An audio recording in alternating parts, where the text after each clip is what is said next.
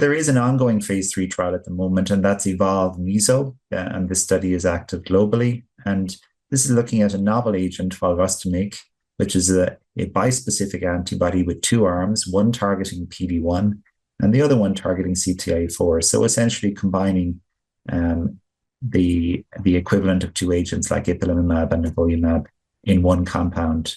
And we've seen activity from bispecifics targeting other targets such as VEGF very recently. So this is a very interesting molecule. The trial at the moment is enrolling patients with newly diagnosed unresectable pleural mesothelioma.